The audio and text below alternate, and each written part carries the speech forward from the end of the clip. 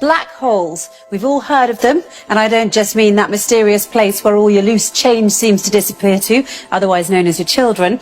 I'm talking about that region of space with a gravitational field so intense that no matter, radiation or even light can escape it.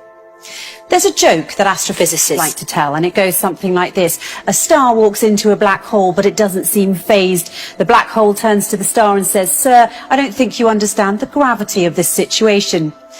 But as with most jokes, it carries a ring of truth to it. Until 2011, astrophysicists were not able to confidently report this phenomenon of stars falling into black holes, but now they can. And the total number of cases of stars falling into black holes reported until 2016 had been 3. Interestingly enough, although it's not an astrology book, there's an entire chapter in the Qur'an called The Star, and the first verse of that chapter is, "By the star when it falls." In this chapter, the Quran describes characteristics of a place so similar to what we now know as fitting the description of the black hole that it will send a shiver down your spine. In the Islamic faith, it is believed that God granted Prophet Muhammad a special trip to the heavens. This trip was miraculous, of course, as there was no technological way the Prophet could have taken such a journey at the time, seeing as how planes hadn't even been invented, let alone rocket ships. Nonetheless, if you study this miraculous night journey closely, you'll find that there are many clues to prove that this incredible journey did indeed occur. Not only that, where it took place turns out to be of great interest too, because astonishingly enough, the description of the area the Prophet ascended to matches the characteristics of what we now know about the black hole. So let's look at what we now know about the black hole through the recent discoveries of science and compare it to the mysterious area the Quran describes in its pages as part of this miraculous night journey the Prophet took.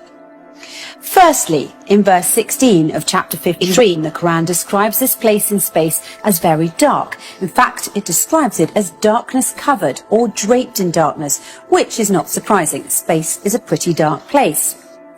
Even so, some areas are darker than others, but nothing is darker than a black hole, because black holes have such immense forces of gravity, nothing, not even light, can escape from them.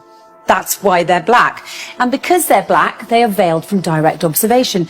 They nevertheless reveal themselves indirectly, as scientists have special tools that can help them see how stars that are very close to black holes act differently than other stars because of the immense force of gravity that black holes have, and this helps them identify the location of black holes.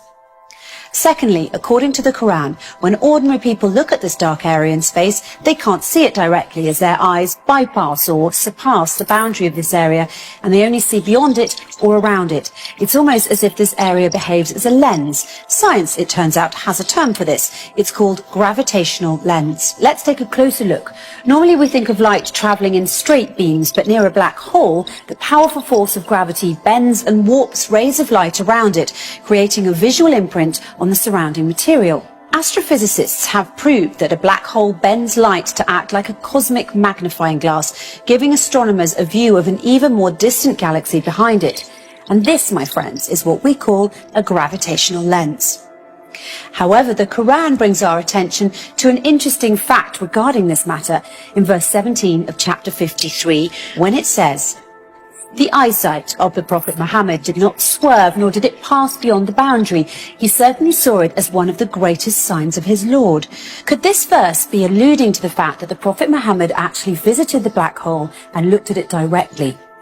Thirdly, the Quran describes this area's shape, wide at the top with sloping sides and a narrow tube at the bottom, almost funnel-shaped.